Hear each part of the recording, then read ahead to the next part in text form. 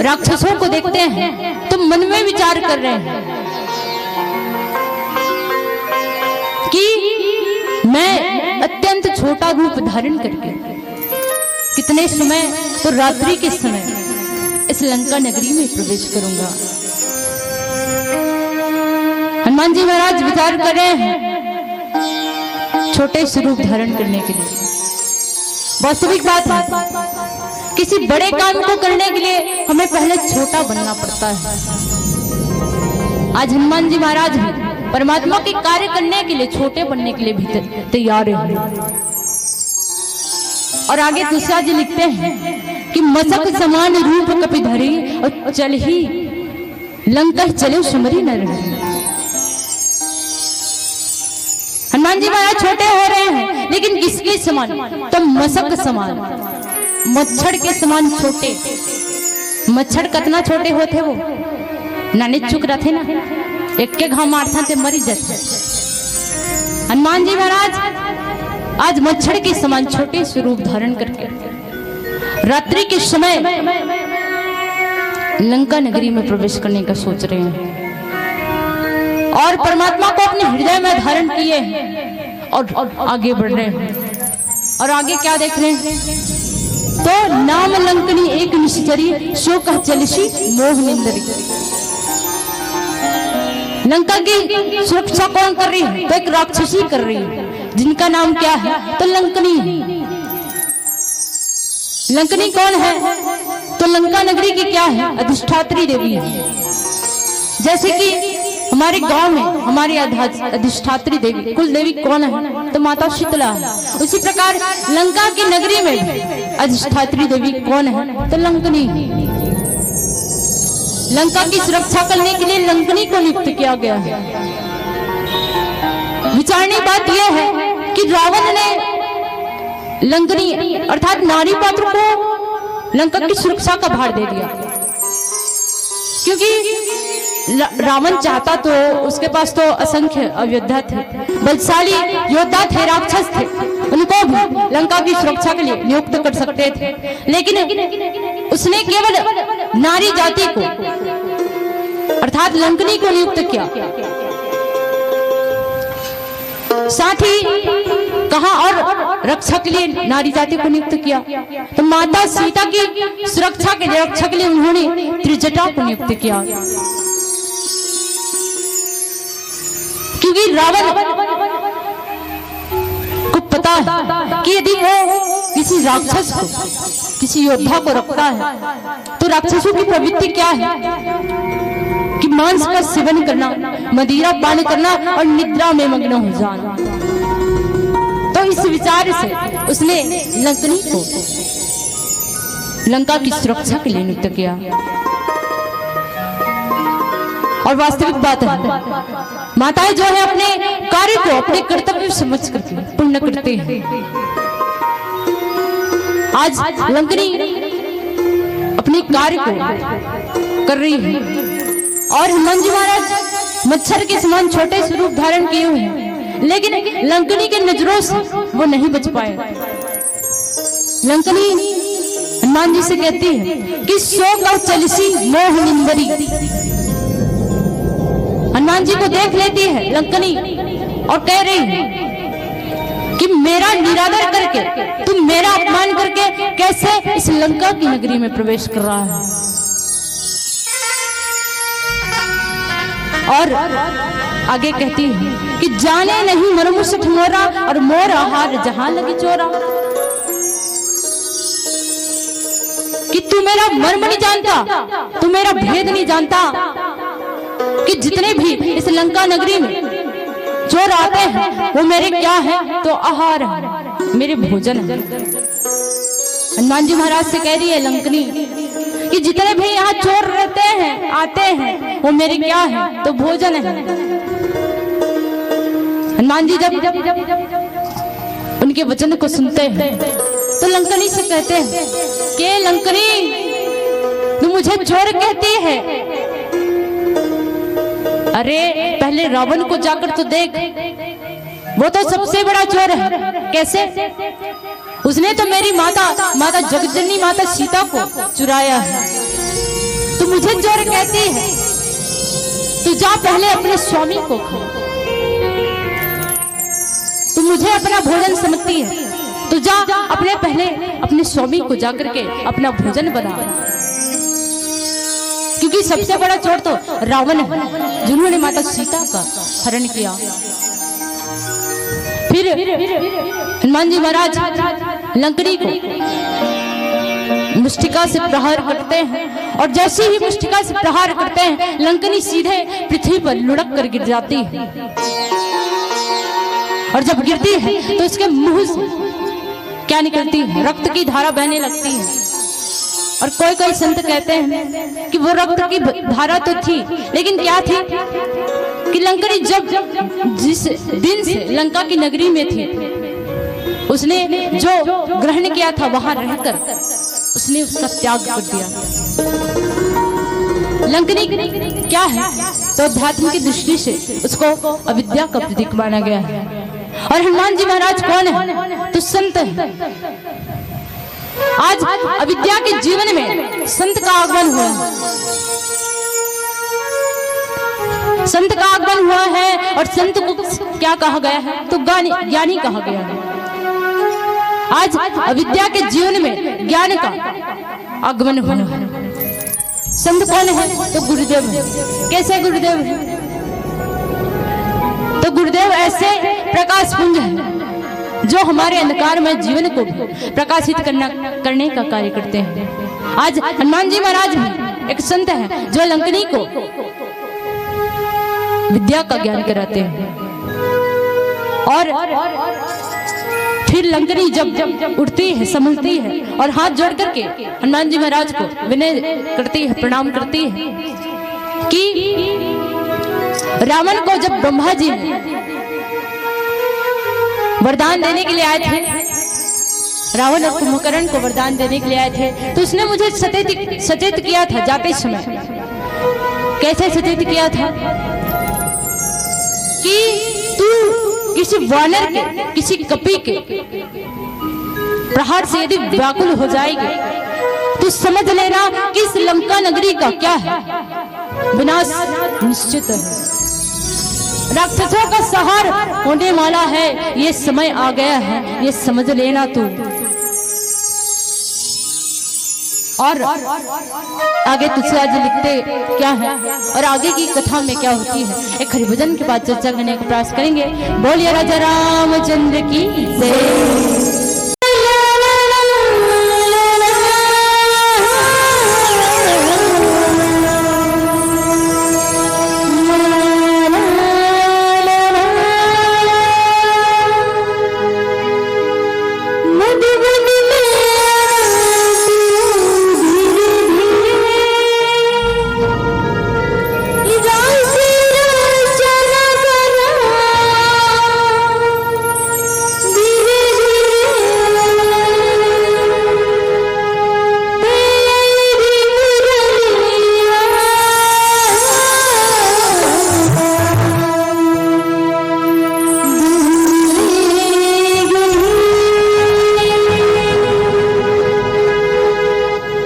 आप सबसे निवेदन है, दोनों हाथ ऊपर करना है और ताली का सहयोग देना है। आप सबसे निवेदन है,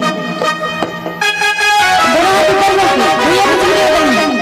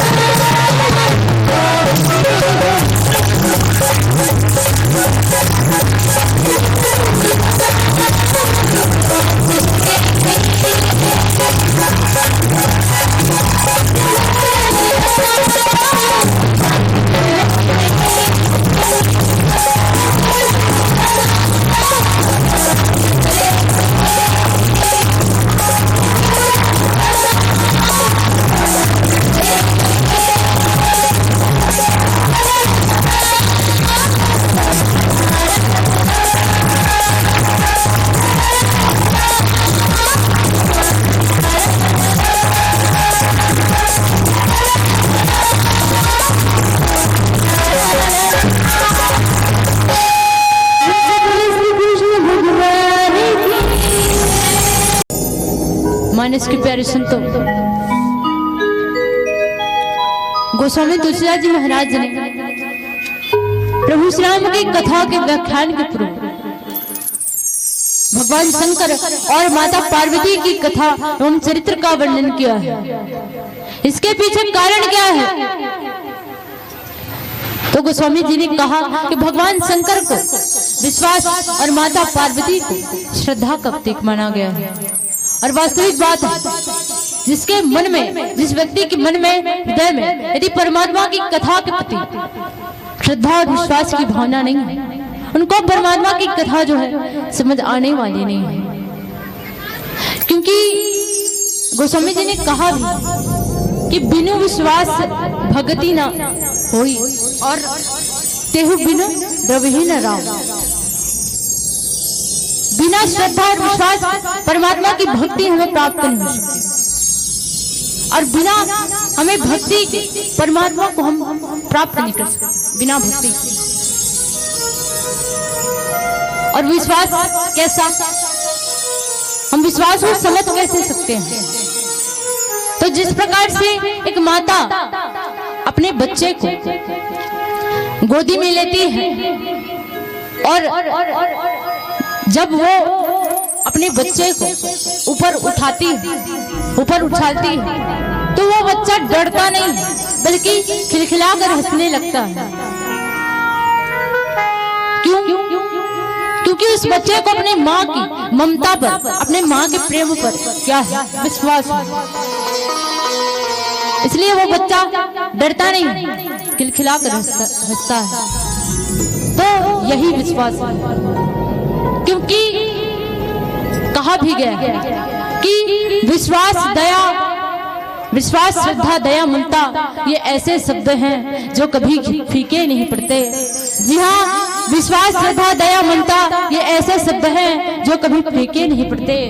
ये तो गंगा जल की तरह है सदा पावन, जिनके जल में कभी कीड़े नहीं पड़ते, जिनके जल में कभी कीड़े नहीं पड़ते। गोस्वामी तुलसीदास जी महाराज ने हमारे मन में, हमारे हृदय में परमात्मा की कथा के प्रति श्रद्धा और विश्वास की भावना जगाने के लिए उन्होंने भगवान शंकर और माता पार्वती की कथा एवं चरित्र का वर्णन किया है। क्योंकि ये रामचरितमानस की कथा हमारे हृदय में आस्था की भावना जागृत करती है। क्योंकि कहते हैं कि के ब्रह्मणी आस्था यह कथा, ये ऐसी कथा है जिसको सुनने से आस्था की भावना जागृत होती है। यदि परमात्मा की कथा सुनने के पश्चात भी यदि हमारे मन में आस्था की भावना जागृत नहीं होती है तो कह सकते हैं कि कथा कहने वाले को कथा कहने नहीं आया, या फिर सत्य कहे तो कथा सुनने वाले को कथा सुनने नहीं आया। जैसन कि अभी कनेक झन लड़का चना बुट के फेंक फेंक के मारा तरीसी लड़का समझा सकबे का नहीं समझा सका। कबर कथे ना कि जियत मेचका ला ते तौल गही तो 1 किलो तौल कही ते तौल लेबे का। जियत मेचकल तौल नहीं सका वैसने लड़का नहीं समझा सका। अब हुई लड़का नहीं कहा था भाई मोर तीन ने देखते मोला डर लागे धर लेते। आओ कथा प्रसंग की ओर। बाबा जी लिखी कि तात स्वर्ग अपवर्ग सुख धरई तुला एक अंग तुलनता सकल मिली जो सुख लो सत्संग।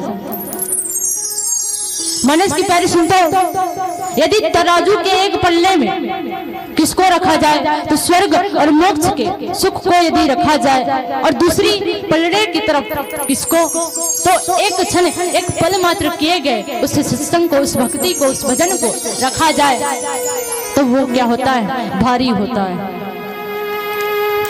और लंकनी ये बातें कहती है और हनुमान जी से कह रही है कि प्रभुसी नगर कीजे सब काजा हृदय राखी कौशलपुर राजा गरल सुधारी करही मिताई गौपति सिंधु अनल सितलाई। इस नगर में प्रवेश करो हनुमान जी महाराज और किसको मन में धारण करो तो कौशलपुर राजा इनको परमात्मा प्रभु श्री राम को अपने मन में अपने हृदय में धारण करो और इस लंका की नगरी में प्रवेश करो।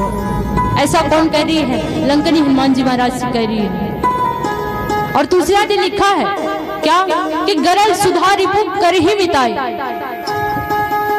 और गौपति सिंधु नल सितलाई। हनुमान जी के लिए ये बातें फिट बैठती हैं। कैसी कैसे तो हनुमान जी महाराज जब समुद्र पार करके लंका नगरी में आ रहे थे तो उनको समुद्र पार करते समय 3 बाधाओं का सामना करना पड़ा। और तीनों बाधाएं कौन है तो नारी पात्र है। पहली बाधा है सुरसा नाग माता, जिसको अध्यात्म की दृष्टि से लोभ का प्रतीक माना गया है। और लोभ के साथ जिसको हम लालच कहते हैं। हम मानव की इच्छा इतनी है हम मानव की इतनी इच्छा है कि कभी समाप्त नहीं हो सकती। और सुरसा कौन है तो नाग माता है। और नाग का स्वभाव कैसा तो विष उगलना। हनुमान जी महाराज विष को भी पार किए अर्थात लोभ को भी पार कर गए। और विष कैसे हो गए कह रहे हैं तो सुधा अर्थात अमृत में परिवर्तित हो गए। और दूसरी बाधा कौन मिलती है तो सिहिका, जो छाया पकड़ने वाली राक्षसी है, जिसको अध्यात्म की दृष्टि से ईर्ष्या कहा गया है। और ईर्ष्या कैसी जिसको हम जलन कहते हैं। आज एक पड़ोसी से जल रहा है। आज यदि कोई व्यक्ति ऊपर जा रहा है, उसकी पहुंच बहुत ऊपर हो रही है तो आज अपने ही उसके पैर खींचने वाले अर्थात ईर्ष्या करने वाले। हनुमान जी महाराज ईर्ष्या को भी पार कर रहे हैं, आगे बढ़ गए। क्योंकि संत के जीवन में कभी लोभ और ईर्ष्या की भावना का आगमन नहीं हो सकता। और ये दोनों पार करके लंकनी को भी पार करके हनुमान जी महाराज राम के लिए आगे बढ़ गए। और आओ 5 मिनट शेष पीली बत्ती का संकेत। आप सबसे विदा लेने का मन तो नहीं है, लेकिन कहते हैं कि समय ऐसी चीज रे भैया हो तो बड़ा बलवान है। जी हाँ, समय ऐसी चीज रे भैया हो तो बड़ा बलवान है, और समय के आगे तो साक्षात झुक जते भगवान है, झुक जते भगवान है। अब जैसे प्रकार से अब बिल्कुल मर्यादा में, अब जैसे प्रकार से जैसे संस्कार से ए राम कथा ए रामायण की कथा सुनत रहे हो, ओकर लिए केवल ये कहना चाहूं कि ए चांद तू चमक ना चमक, तेरे चमकने ना चमकने से हमें कोई गम नहीं। ए चांद तू चमक ना चमक, तेरे चमकने ना चमकने से हमें कोई गम नहीं। गाँव तो नहीं क्यों देखे हैं प्यारी सुनतो, पर पावन ग्राम ढूढ़िया जैसे नहीं, पावन ग्राम ढूढ़िया जैसे नहीं। और आओ अंतिम भजन, इसके पश्चात सादर विदा, और अंतिम भजन होना है। बिल्कुल दोनों हाथ ऊपर उठा के ताली बजाना है, और बिल्कुल परमात्मा की कथा में मगन हो जा रहा है। क्योंकि कथे घरना कि राम नाम के ताली बजाबर कौड़ी लागे ना पैसा, अजी राम नाम के ताली बजाबर कौड़ी लागे ना पैसा, और कौन जनी को जन्म में सुरा हो की भैसा, तो सुना होगा कि भैसा तेरा हमें पता नहीं है भैया, लेकिन ये जन्म में हम मानव की कायल अपाहन, तो बिल्कुल सत्संग के लाभ करना है। और आओ एक अंतिम भजन सादर विदा। बोलिए राजा रामचंद्र की।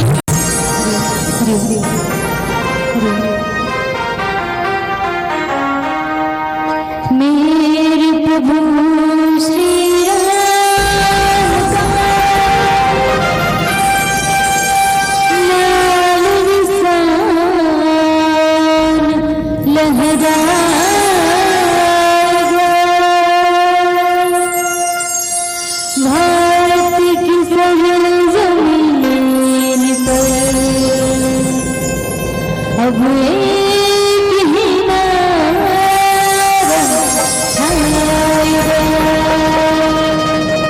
तो आप सब लोग मेरे साथ बोलना कैसे? तो आप सब पहले आखिरी भजन है, तो आप सब लोग हाथ उठाना पड़े, दोनों हाथ ऊपर। सबसे निवेदन है, दीदी मन तो पहली रहती, भैया मुझे थोड़ा निवेदन करने लगते हैं, दोनों हाथ ऊपर। सबसे निवेदन है, सबसे दोनों हाथ ऊपर करके बोलना का है, जय श्री राम बोलो, जय श्री राम, जय श्री राम बोलो, जय श्री राम, जय श्री राम बोलो, जय श्री राम, जय श्री राम बोलो, जय श्री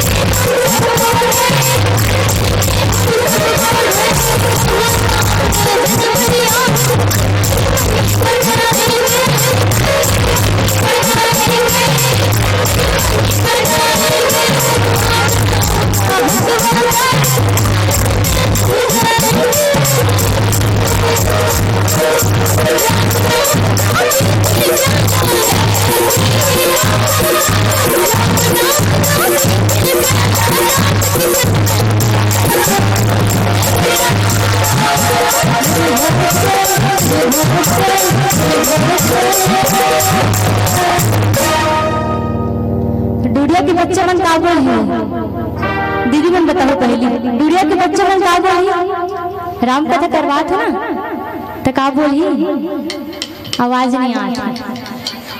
हाँ अब भैया मन का बोली भैया आप मन बताओ ये बात मेरी दुनिया का बच्चा